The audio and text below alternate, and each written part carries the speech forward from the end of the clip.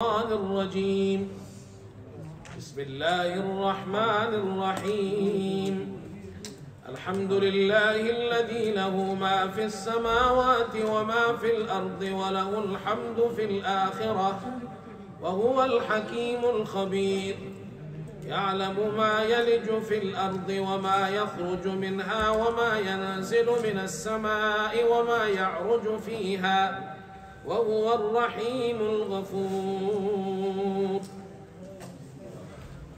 سورت کا نام سورہ سبا ہے۔ اللہ تعالیٰ نے اس سورت میں قوم سبا کا ذکر کیا ہے، اس لیے اس سورت کا نام سورہ سبا ہے۔ اس سے پہلے سورہ احزاب تھا، اور سورہ احزاب میں مشرکین کے چند عقائد کو اور ان کے چند رسومات کو رد کیا ہے کہ اسلام میں اس کی گنجائش نہیں ہے،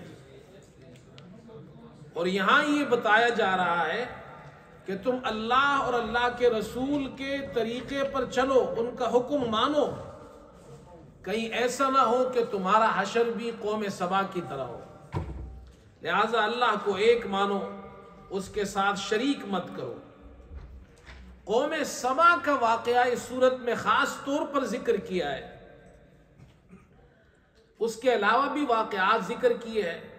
مثلا داؤد علیہ السلام کا ذکر کیا ہے، اللہ کے نبی تھے، لیکن اللہ تعالیٰ فرماتے ہیں ہم نے ان کو نبوت عطا کی، معجزات عطا کیے، اور وہ معجزات کیا تھے؟ یا جبال اوبی معہ والطیر، اے پہاڑوں ان کے ساتھ پڑھو، اور اے پرندوں۔ جب حضرت داؤد زبور کی تلاوت کرتے تھے، زبور سام کو کہتے ہیں، سام کو پڑھتے تھے، زبور کو پڑھتے تھے تو پہاڑ بھی ان کے ساتھ پڑھتے تھے، پرندے بھی ان کے ساتھ پڑھتے تھے۔ اللہ نے لوہا ان کے لیے نرم کر دیا تھا، جیسے ہمارے لیے موم ہے نا، موم کو ہم جس طرف چاہے موڑ سکتے ہیں، اللہ نے حضرت داؤد کے لیے لوہا نرم کر دیا تھا، وہ لوہے کو جس طرح چاہتے تھے موڑ لیتے تھے، جو بنانا چاہتے تھے بنا لیتے تھے۔ سلیمان علیہ السلام کا ذکر کیا، اللہ نے ان کو حکومت دی، اور ان کی حکومت ہواؤں پر بھی تھی، اور وہ ایک صبح میں، صبح کے وقت میں، صرف ایک صبح کے وقت، صرف ایک شام کے وقت میں ہوا پر اتنا سفر کر لیتے تھے جیسے ایک مہینے میں کوئی شخص سفر کرتا ہے۔ اللہ نے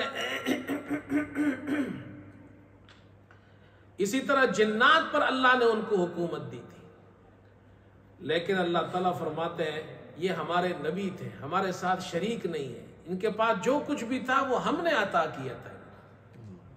پھر جنات کو مشرکین جنات کو بھی مدد کے لیے پکارتے تھے، جنات سے بھی مدد مانگتے تھے۔ اللہ فرماتے ہیں جنات کو تو کچھ بھی علم نہیں ہے، جنات تو حضرت سلیمان کی نوکری کرتے تھے۔ جب حضرت سلیمان علیہ السلام نے بیت المقدس کی تعمیر کی تو جنات پتھر لے کر آتے تھے۔ آج بھی آپ جائیں تو جو نیچے تہخانے میں، جو مسجد اقصی کے بالکل نیچے ابھی جو حصہ ہے، میں گیا ہوں وہاں، آپ اگر وہاں جائیں تو وہاں ایک ایک پتھر کا سائز اتنا بڑا ہے جیسے ہماری یہ پوری دیوار ہے، تو انسان تو نہیں اٹھا سکتے۔ انسان حیران رہ جاتا ہے یہ اتنے بڑے بڑے پتھر کہاں سے آئے ہیں۔ تو وہ جنات کام کرتے تھے۔ سلیمان علیہ السلام لاٹھی پر کھڑے ہو کر ان کو دیکھتے تھے، اور وہ سلیمان علیہ السلام کو دیکھتے تھے تو کام کرتے تھے۔ سلیمان علیہ السلام کی موت کا وقت آ گیا، لیکن بیت المقدس کی تعمیر پوری نہیں ہوئی، تو وہ لاٹھی پر ٹیک لگائے کھڑے تھے، اسی حالت میں انتقال ہو گیا، اور جسم اسی طرح ہے۔ اور جنات یہ سمجھ رہے ہیں کہ یہ زندہ ہے، وہ زندہ تو نہیں ہے، وہ تو انتقال ہو گیا۔ جب لکڑی کو دیمک لگ گیا اور لکڑی گر گئی تو ان کا جسم نیچے گرا، تب جنات کو پتہ چلا کہ ان کا انتقال ہوا ہے۔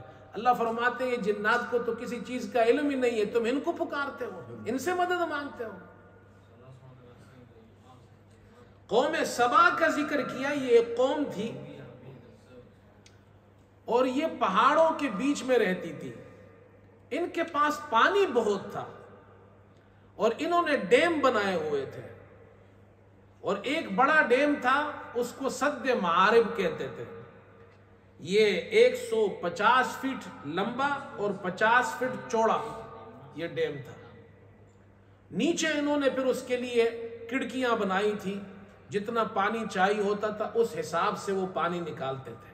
باغات تھے، اور اتنے باغات تھے، جنتان عن یمین و شمال، دائیں طرف بھی باغ بائیں طرف بھی باغ، موسم اتنا خوشگوار کہ معتدل موسم ہوتا تھا۔ اچھا، جو تکلیف اللہ نے کسی قسم کی ان کو نہیں دی، یعنی موسم کے اعتبار سے موسم اچھا، پہاڑ وہاں پر، چشمے وہاں پر، پانی وافر مقدار میں، باغات وہاں پر، اور پھر یہاں تک لکھا ہے کہ ایک عورت اپنے سر پر ٹوکری رکھ کر اس باغ میں سے صرف گزرتی تھی، تو جب باغ سے باہر نکلتی تھی تو اس کی ٹوکری پھلوں سے بھر جاتی تھی، پھل اتنے گرتے تھے، اس کی ٹوکری بھر جاتی تھی۔ اللہ نے اتنا انعام کیا، لیکن انہوں نے جب نافرمانی کی تو پھر اللہ کا عذاب آیا۔ اور عذاب کیسا آیا؟ اللہ نے چوہے بھیج دیے ان پر۔ وہ چوہے آ کر وہ جو ڈیم تھا ان کا، اس ڈیم کو وہ خراب کرنا شروع کیا، کھانا شروع کیا۔ تو انہوں نے کیا کیا، انہوں نے جو بلیاں تھی نا، وہ بلیاں چھوڑ دی ان پر، کہ یہ بلیاں ہم چھوڑ دیں گے تو چوہوں کو کھا لے گی، لیکن وہ عام چوہے تو تھے نہیں، تو اللہ نے اسپیشل چوہے بھیجے تھے، ان چوہوں نے الٹا بلیوں کو کھا لیا۔ جو سمجھدار لوگ تھے وہ سمجھ گئے کہ اللہ کا عذاب ہے، کچھ لوگ وہاں سے نکل گئے اور کچھ لوگ وہاں رہ گئے، اور جب اللہ کا عذاب آیا تو اللہ نے سب کو غرق کر دیا۔ اور اللہ فرماتے ڈرو کہیں تم پر اللہ کا عذاب نہ آ جائے۔ اسی سورہ سبا کے اندر اللہ تعالیٰ نے طریقہ تبلیغ کا ذکر کیا ہے، اور 8 طریقے ذکر کیے تبلیغ کے۔ ہاں، اللہ تعالیٰ نے قرآن میں تبلیغ کا حکم بھی دیا ہے اور تبلیغ کے 8 طریقے بیان کیے کہ تم اس 8 طریقوں پر تبلیغ کرو۔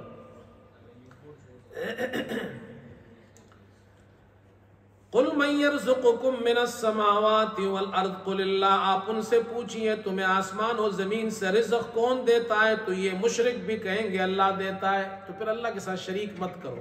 آگے طریقہ تبلیغ ہے، تبلیغ کیسے کریں گے آپ؟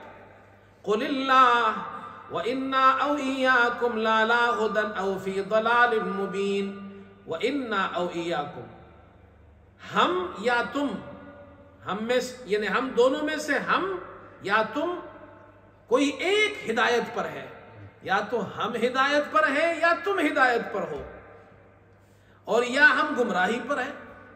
یہ تو ہو نہیں سکتا کہ ہم بھی ہدایت پر ہو اور تم بھی ہدایت پر ہو، مسلمان بھی ہدایت پر ہو، مشرک بھی ہدایت پر ہو، یہ تو ہو نہیں سکتا۔ اللہ نے یہ طریقہ سکھایا کہ ان کو اس طرح دعوت دو، ڈائریکٹ یہ نہیں کہا تم گمراہ ہو ہم ہدایت پر ہیں۔ اللہ اکبر، کتنا پیارا انداز ہے، سمجھا رہے، پہلا طریقہ پیار سے سمجھاؤ۔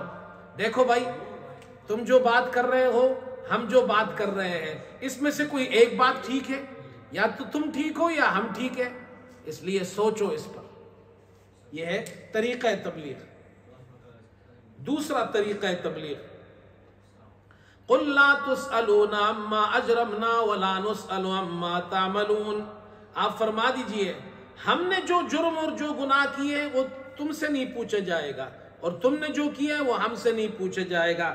ہر شخص اپنے اعمال کا جواب دہ ہے بھائی، تمہیں تمہارے اعمال کا جواب دہ ہونا ہے۔ لیکن دیکھو طریقہ کتنا اچھا ہے تبلیغ کا، یہ نہیں کہا بھائی تم جو گناہ کر رہے ہو اللہ تم سے قیامت کے دن پوچھے گا، ہاں بھائی تو بڑا شرابی ہے، شراب پیتا ہے، زنا کرتا ہے، جوا کرتا ہے، اللہ تجھے قیامت میں نہیں چھوڑے گا۔ یہ طریقہ تبلیغ نہیں ہے۔ طریقہ تبلیغ یہ دیکھو بھائی، ہر آدمی سے اس کا اعمال کا حساب کتاب ہوگا، اس لیے ہمیں اپنے اعمال کی فکر کرنی چاہیے۔ اب وہ بھی سوچے گا یار مجھے بھی فکر کرنی چاہیے۔ یہ ہے طریقہ تبلیغ۔ تیسرا طریقہ تبلیغ، قل یجمع بیننا ربنا ثم یفتح بیننا بالحق، اللہ قیامت کے دن ہمیں جمع کرے گا اور پھر اللہ پاک فیصلہ فرمائے گا۔ اللہ اکبر۔ یہ مت کہا، نہیں کہا ان کو کہ تم جہنم میں جاؤ گے اور تم ایسے تم ویسے، نہیں، اللہ ہمارا فیصلہ قیامت کے دن کرے گا، اس لیے اس فیصلے کے لیے اپنے آپ کو تیار کرنا چاہیے۔ تو آخرت کی طرف وہ کام جو اعمال جو آخرت میں کام آنے والے ہیں، وہ اعمال لوگوں کو بتاؤ۔ 3 طریقے ہو گئے۔ چوتھا طریقہ، قل انما اعظکم بواحد ان تقوموا للہ مثنی وفرادا ثم تتفکروا ما بصاحبکم من جنہ۔ مشرکین کہتے تھے کہ نعوذ باللہ محمد صلی اللہ علیہ وسلم یہ مجنون ہے۔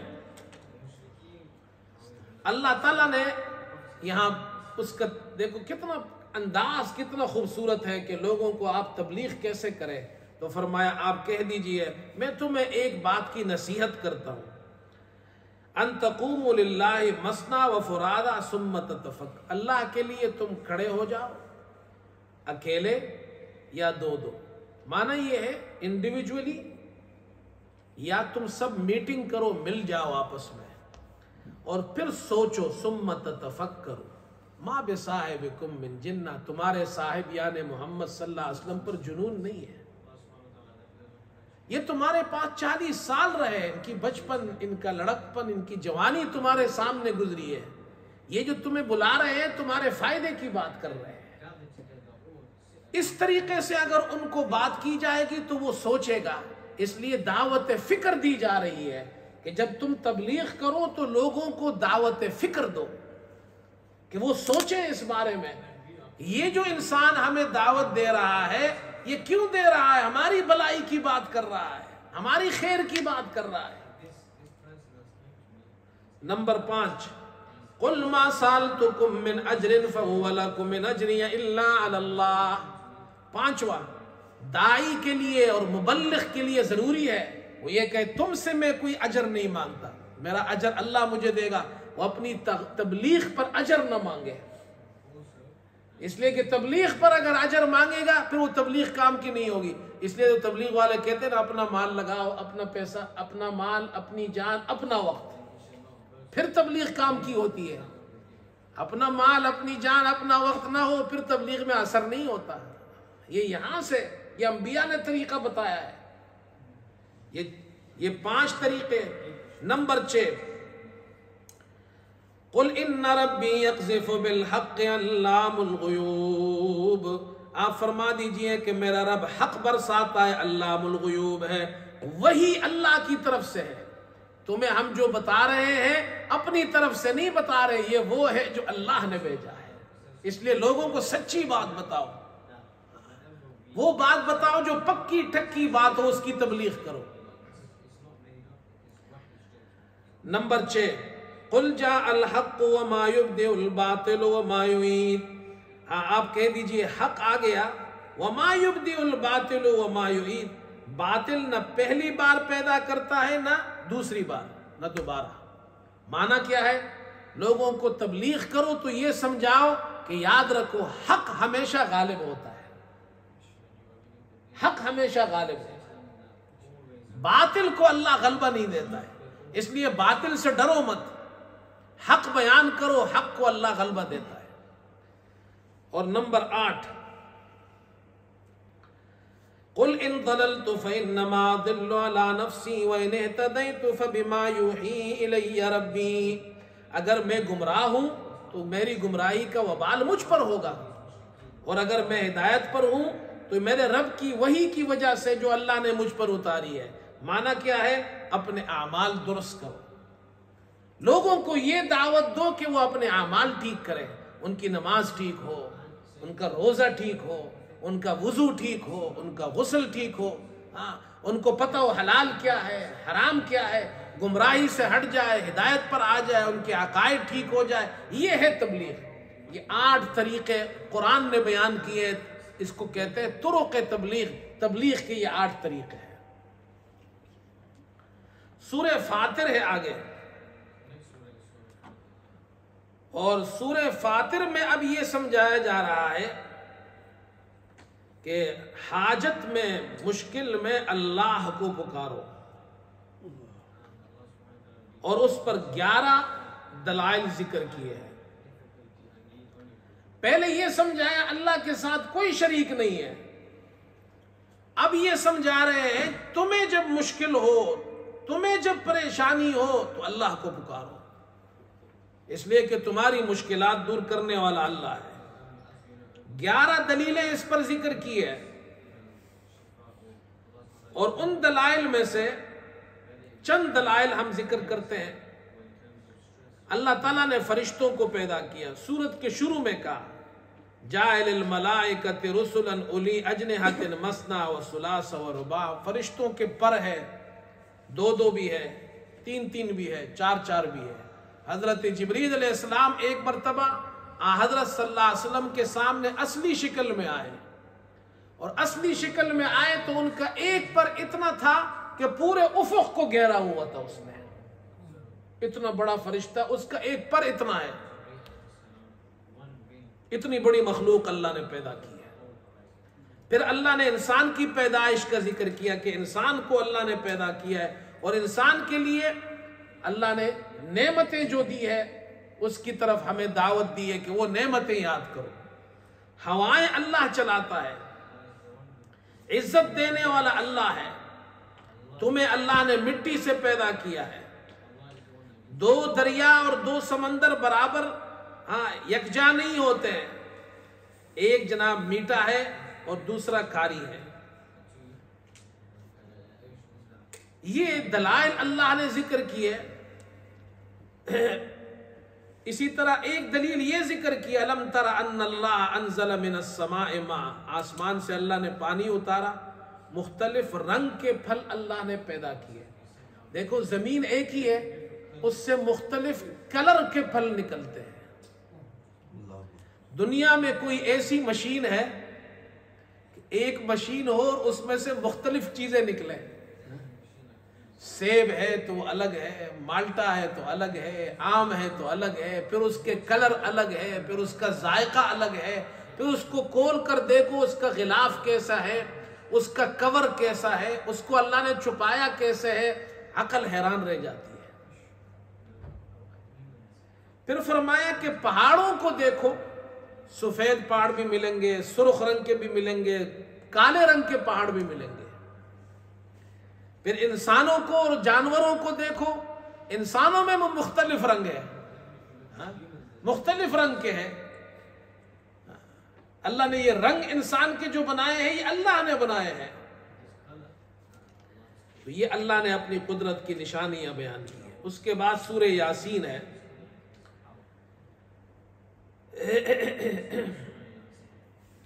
سورہ یاسین میں یہ مسئلہ سمجھایا جا رہا ہے جب اللہ کا عذاب آ جائے تو اللہ کے عذاب سے تمہیں کوئی نہیں بچا سکتا۔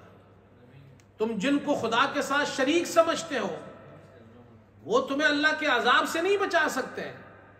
اللہ کا عذاب آ جائے تو اس سے پناہ مانگو اس سے پہلے کہ اللہ کا عذاب آ جائے۔ اس پر اللہ نے واقعات ذکر کیے۔ پہلا واقعہ اللہ نے ذکر کیا انطاکیہ کا۔ حضرت عیسیٰ علیہ السلام سے قبل اس شہر میں اللہ نے اپنے رسول بھیجے۔ وہ رسول آئے اور وَضْرِبْ لَهُمْ مَثَلًا أَصْحَابَ الْقَرْيَةِ إِذْ جَاءَهَا الْمُرْسَلُونَ۔ وہ رسول تبلیغ کرنے آئے، 3 رسول تھے، تینوں آئے، انہوں نے دعوت دی تو قوم نے کہا کہ ہم تو تمہیں منحوس سمجھتے ہیں، اِنَّا تَطَيَّرْنَا بِكُمْ، نعوذ باللہ، تمہارے آنے کی وجہ سے بارش بند ہو گئی، ہمارا نقصان ہو گیا، تم بڑے منحوس ہو۔ انہوں نے کہا تمہاری نحوست تمہارے ساتھ ہے،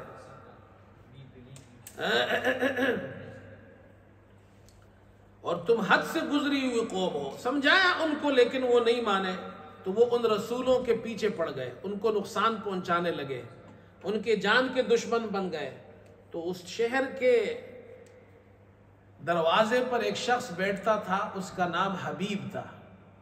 وہ حبیب وہاں سے دوڑتا ہوا آیا اور اس نے کہا یا قوم اتبعوا المرسلین، ان رسولوں کی بات مانو، اور یہ تمہیں دین سکھاتے ہیں اتبعوا من لا یسألکم اجرا، تم سے کوئی اجر نہیں مانگتے، تم سے کچھ مانگتے نہیں ہے، تمہارے فائدے کی بات کہہ رہے ہیں، ان کی بات مانو، یہ دعوت دی۔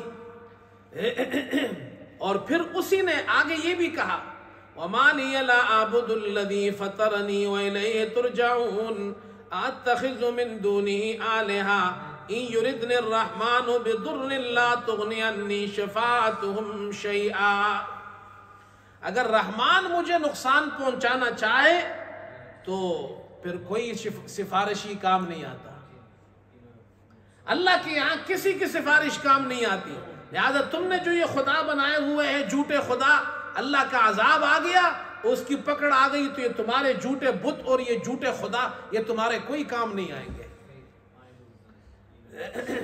اور آگے یہی مسئلہ آگے سمجھایا اولم یروا کما اہلکنا قبلہم من القرون انہم الیہم لا یرجعون، کیا یہ دیکھتے نہیں ان سے پہلے کتنی بستیوں کو ہم نے ہلاک کیا کہ وہ دوبارہ نہیں لوٹ کر آئیں گے۔ اللہ جب کسی کو ہلاک کرتا ہے تو کوئی نہیں بچا سکتا۔ اور پھر اللہ نے اپنی قدرت کی نشانیاں ذکر کی ہے، اور وہ نشانیاں کیا ہے؟ وَآیَةٌ لَهُمُ الْأَرْضُ الْمَيْتَةُ، مردہ زمین ہے، یہ اللہ کی قدرت کی نشانی ہے۔ اللہ اس کو زندہ کرتا ہے، پھر اس میں سے اللہ پاک نباتات اور اس میں سے اللہ پاک پھر خوراک کی چیزیں نکالتے ہیں۔ پھر اللہ تعالیٰ اسی طرح اپنی قدرت کی نشانی بتا رہے وَآیَةٌ لَهُمُ اللَّيْلُ، رات بھی قدرت کی نشانی ہے۔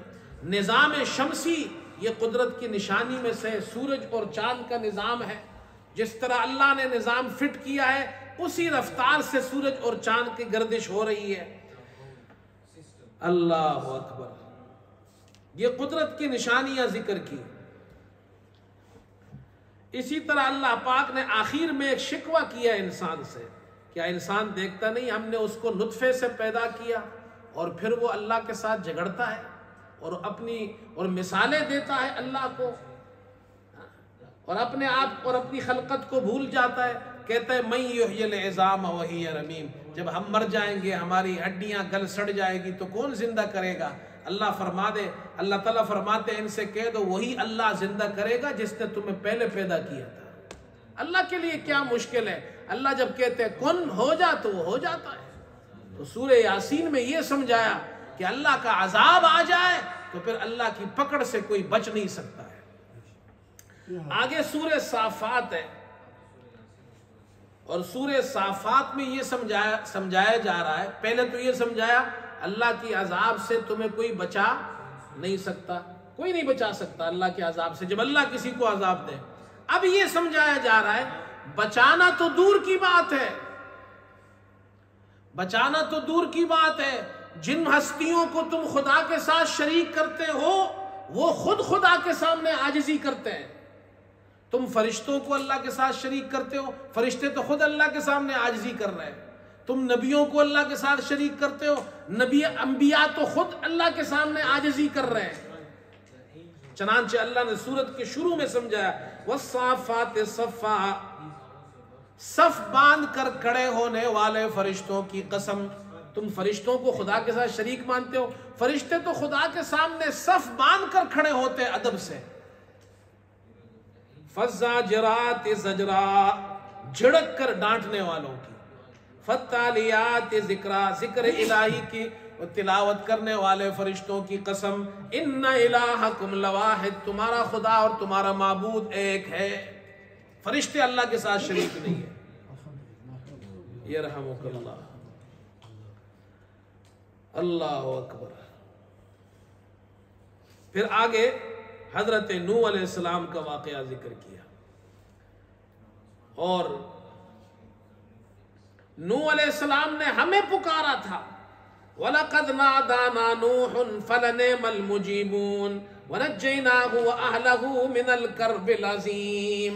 حضرت نوح تو ہمارے سامنے عاجزی کرتے تھے، ہمیں پکارتے تھے، اور جب عذاب آیا تو نوح علیہ السلام اور ان کی ماننے والوں کو ہم نے عذاب سے بچایا۔ پھر آگے ابراہیم علیہ السلام کا ذکر کیا، اور ابراہیم علیہ السلام کا یہ واقعہ پہلے بھی ذکر کیا ہے جو انہوں نے بت خانے میں جا کر ان کے بت توڑ دیے تھے۔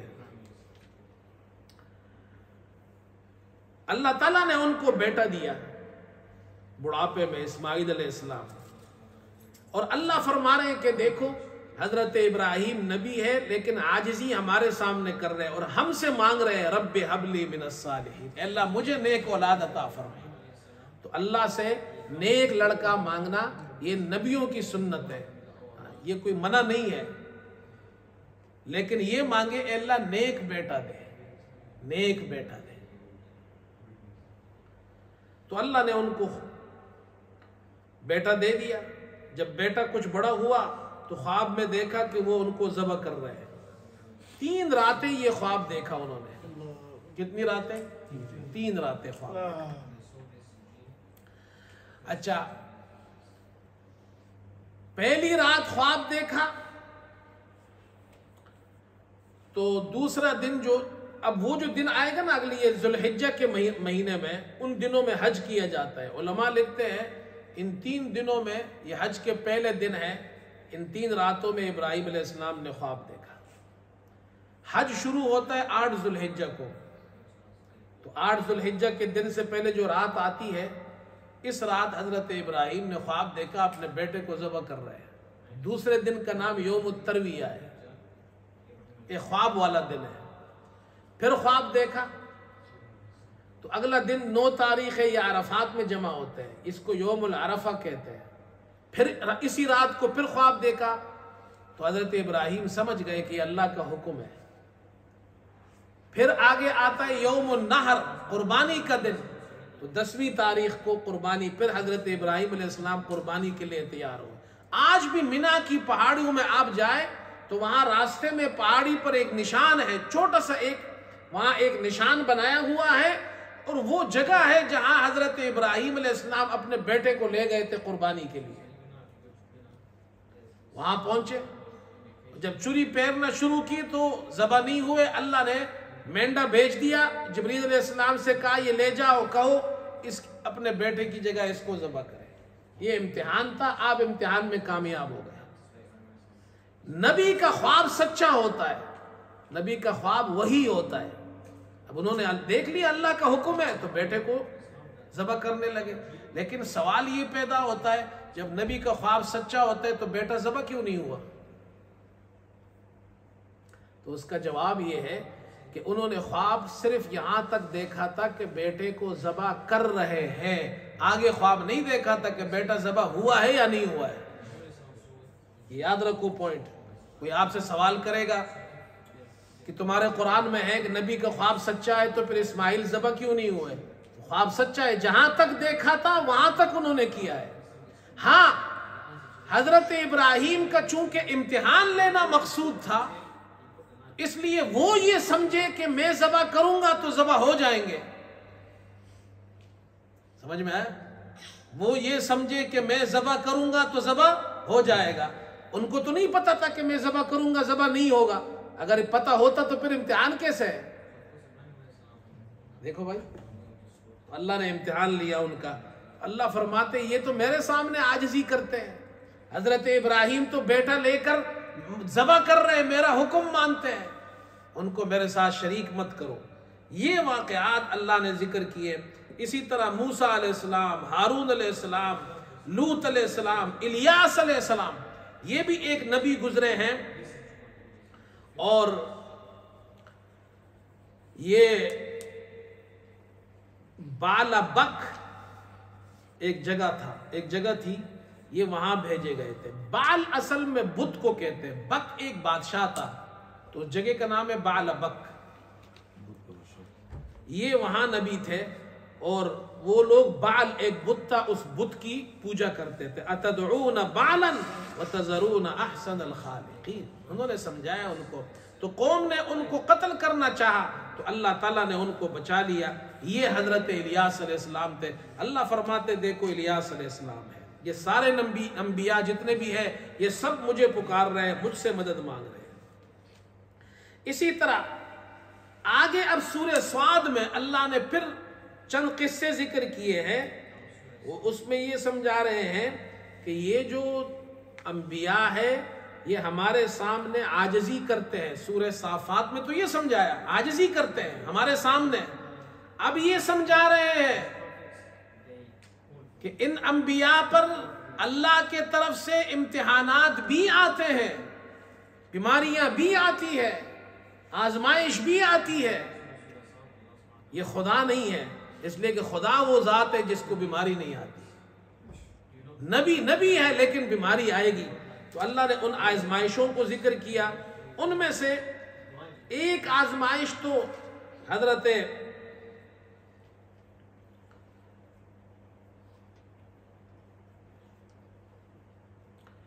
ایوب علیہ السلام کا واقعہ، ان کو جو تکلیف آئی، ان کی بیماری کا اللہ تعالیٰ نے خاص طور پر ذکر کیا ہے، اور اس سے پہلے حضرت داؤد علیہ السلام کی آزمائش کا ذکر کیا ہے۔ مختصراً میں عرض کر دیتا ہوں، وقت ختم ہو گیا ہے۔